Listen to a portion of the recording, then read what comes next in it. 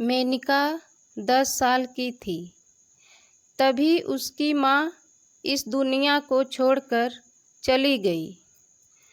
अब मेनका के पिता जगदीश और मेनका परिवार में 2 ही थे।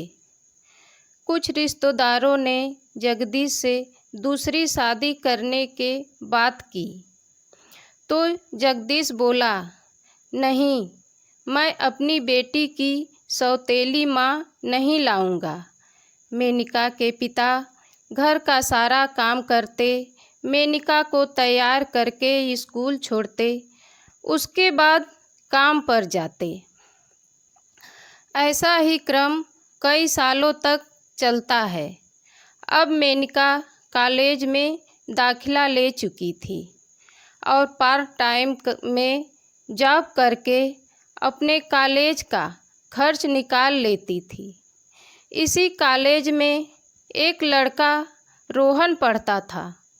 वह मेनका से बहुत प्यार करता था। मेनका भी रोहन से बहुत प्यार करती थी।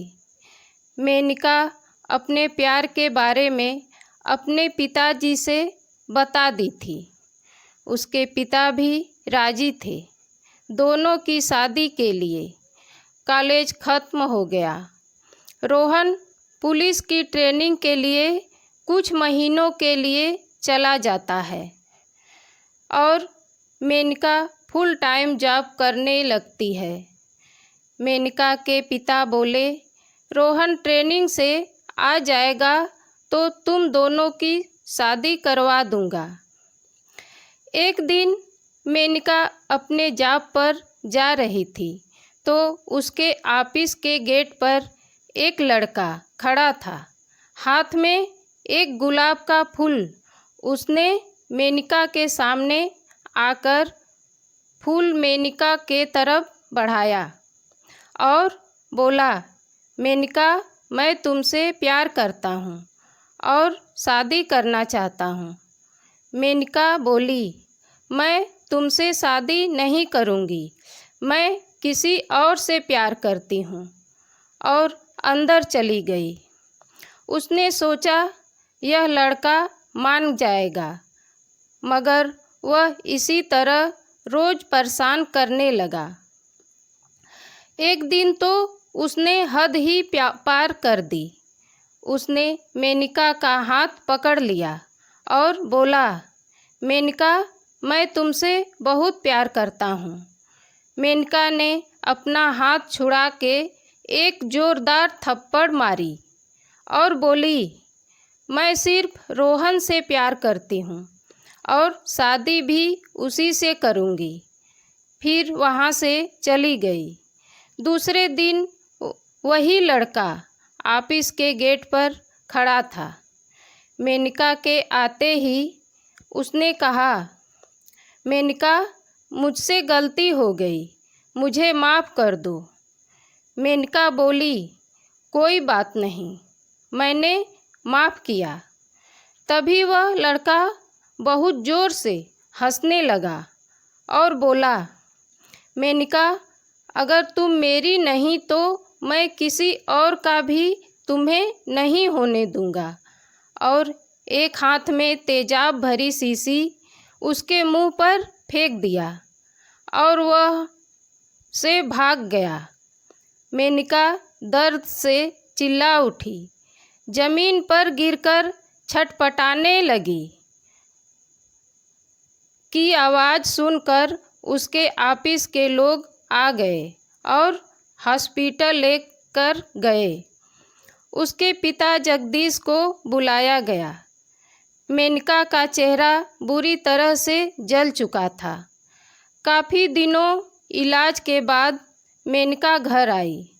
अब शीशे के सामने बैठकर रोती रहती और यही सोचती कि क्या रोहन शादी करेगा, शायद अब मुझसे मिलने भी नहीं आएगा।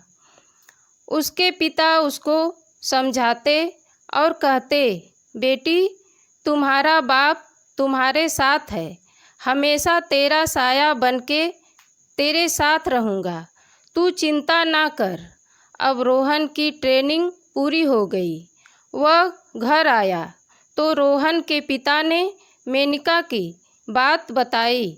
वह तुरंत मेनका के घर आया और आते ही मेनका को गले लगाकर पूछा, कैसी हो मेनका?